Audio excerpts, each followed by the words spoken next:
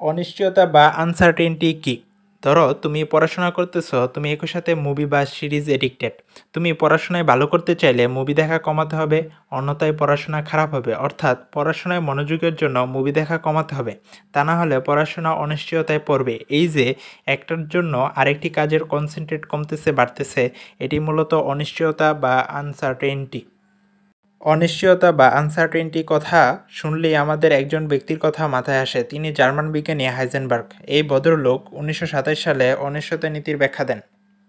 এটি শুধুমাত্র অতি ক্ষুদ্র ও তীব্র বেগে চলমান বা গতিশীল কণা যা চোখে দেখা যায় না, যেমন sub atomic particle, electron, proton, নিউট্রনের ক্ষেত্রে প্রযোজ্য।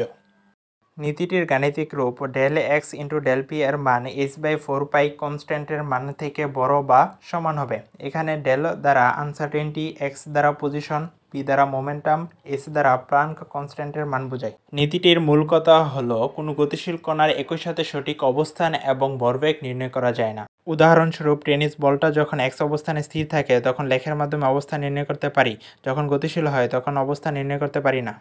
যেমন একটি সিলিং ফ্যানের দিকে লক্ষ্য করি, ফ্যান যখন ঘুরে তখন গতিশীল অবস্থা, তখন পাখার সঠিক অবস্থান নির্ণয় করতে পারি না। মনে হয় এই বৃত্তের ভেতরই সঠিক অবস্থান, কিন্তু একজ্যাক্ট পজিশন পায় না। স্থির থাকলে সঠিক পজিশন জানা যায়, কারণ তখন গতিশীল অবস্থায় প্রাপ্ত থাকে না। আরেকটি উদাহরণ দেই, একটি গাড়ির চাকা যখন ঘুরতে থাকে তখন চাকার মেটাল অংশগুলোর সঠিক অবস্থান জানতে পারি না। মনে হয় বৃত্তাকার পথের ভেতরই অবস্থান, সঠিক পজিশন পাই না কারণ গতিশীল অবস্থায় থাকে। যখন স্থির থাকে তখন মেটাল অংশগুলোর সঠিক অবস্থান জানতে পারি। এই সব কিছু অনিশ্চয়তার বাস্তবিক উদাহরণ। বিজ্ঞানী হাইজেনবার্গ এসব চিন্তা করতেছে এবং ভাবতেছে, আমি কি ইলেকট্রনের অবস্থান এবং বেগ দুইটাই পরিমাপ করতে পারি? দেখা গেল বেগ বের করার জন্য লেখচিত্রে মিনিমাম দুটি নির্দিষ্ট অবস্থানের প্রয়োজন হয়। অবস্থানের দুটি বিন্দু অতিক্রম করতে যে সময় লাগবে তা থেকে বেগ বা ভরবেগ জানা যায়। এখন প্রশ্ন, তাহলে ইলেকট্রনের অবস্থান এবং বেগ একই সাথে নির্ণয় করা যাবে না? কোয়ান্টাম মেকানিক্সের ধারণা থেকে জানি সাব অ্যাটমিক পার্টিকেল যেমন ইলেকট্রন, প্রোটন, নিউট্রন এদের মধ্যে দ্বৈত বৈশিষ্ট্য রয়েছে। একটি হলো ওয়েভ বৈশিষ্ট্য, অন্যটি হলো পার্টিকেল বৈশিষ্ট্য, যাকে বলে ওয়েভ পার্টিকেল ডুয়ালিটি। এখন ইলেকট্রনের কথা বিবেচনা করি। ইলেকট্রনকে আমরা যখন অবজার্ভ করব না তখন তা ওয়েভের মতো আচরণ করবে। এই ওয়েভ বা ঢেউ অনেকটা পানিতে সৃষ্টি হওয়া ঢেউয়ের অনুরূপ। যখন পানিতে ঢেউ তৈরি হয় তখন কি আমরা বলতে পারবো ঢেউটি স্পেসিফিক কোথায় রয়েছে? আমরা পারবো না, কারণ ঢেউ ক্রমাগত অবস্থান পরিবর্তন করে। ডি ব্রগলির ফর্মুলা হতে জানি যে lambda is equal two h/p। এখানে ল্যামডা হচ্ছে তরঙ্গ দৈর্ঘ্য, পি হচ্ছে মোমেন্টাম বা ভরবেগ। এই ফর্মুলাটি কোথায় কাজে লাগবে তা এখনই দেখব। পানিতে সৃষ্ট ঢেউয়ের মতো এই সাইন ওয়েভ হলো ইলেকট্রনের ওয়েভ। এই ওয়েভ লেখচিত্রে কোথায় ইলেকট্রন রয়েছে তা বলা সম্ভব নয়।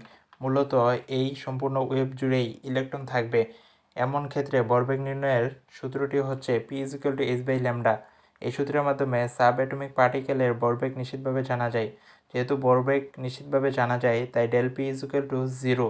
এটা অনিশ্চয়তার ফর্মুলায় বসালে ডেল এক্সের মান পাবো অসীম। অর্থাৎ সাব অ্যাটমিক পার্টিকেলের ক্ষেত্রে অবস্থানের অনিশ্চয়তা অসীম বা অবস্থান নির্ণয় করা যায় না। আবার বিভিন্ন ভরবেগের অনেকগুলো ওয়েভ একসাথে করলে তখন লেখচিত্রটি এমন দেখাবে। এমন ক্ষেত্রে পার্টিকেলের অবস্থানের অনিশ্চয়তা কমে আসবে। তখন আমরা বলতে পারবো পার্টিকেল কোথায় অবস্থান করছে। আমরা সেটাই দেখতে পাচ্ছি।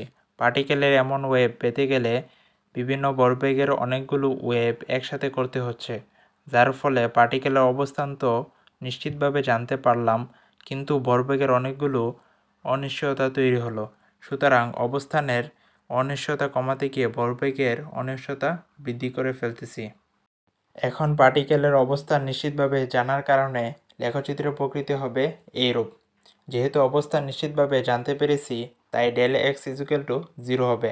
এটা অনিশ্চয়তার ফর্মুলায় বসালে ডেল পি অর্থাৎ ভরবেগের অনিশ্চয়তা মান পাবো অসীম। অর্থাৎ একাধিক ভরবেগের ওয়েভের সমষ্টি থেকে অবস্থান নিশ্চিতভাবে জানলেও ভরবেগের অনিশ্চয়তা বৃদ্ধি করে ফেলছি। এটা হচ্ছে এখানের সীমাবদ্ধতা। আমরা ডেল এক্স এবং ডেল পি এর মান 0 ধরে ডেল পি এবং ডেল এক্স এর মান অসীম পেয়েছি। এই ডেল এক্স এবং ডেল পি এর মান মূলত পুরোপুরি 0 হয় না, এটা 0-র কাছাকাছি। আমরা বোঝানোর স্বার্থে 0 ধরে নিয়েছি। যদি ডেল এক্স এবং ডেল পি এর মান 0 হয় তাহলে ডেল পি এবং ডেল এক্স এর মান অনির্ণয় হয়ে যায়। এখন প্রশ্ন হলো, আমাদের দৈনন্দিন জীবনে হাইজেনবার্গের অনিশ্চয়তা নীতির কোনো প্রভাব আছে কি? উত্তর, না নেই। আমাদের দৈনন্দিন জীবনে গতিশীল সকল বস্তুই আকারে বড় এবং চোখে দেখা যায়। যেহেতু চোখে দেখা যায়, তাই হাইজেনবার্গের অনিশ্চয়তা নীতির কোনো বিষয় পরিলক্ষিত হয় না। এটি শুধু সাব অ্যাটমিক পার্টিকেলের ক্ষেত্রেই প্রযোজ্য। তো আজকে এই পর্যন্তই। আবার কথা হবে বিজ্ঞানের চমকপ্রদ অন্য কোনো টপিক নিয়ে।